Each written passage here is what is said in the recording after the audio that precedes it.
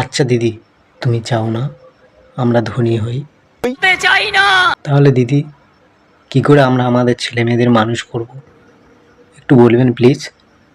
কষ্ট করে ছেলে মেয়েদের মানুষ করুন, দেখবেন ওরা সব জানবে, নিজেরা মানুষের মতো মানুষ তৈরি হবে, চরিত্র গঠন হবে, মাথা তুলে দাঁড়াবেন।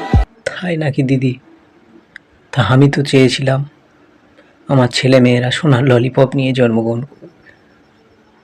কি বলো দিদি?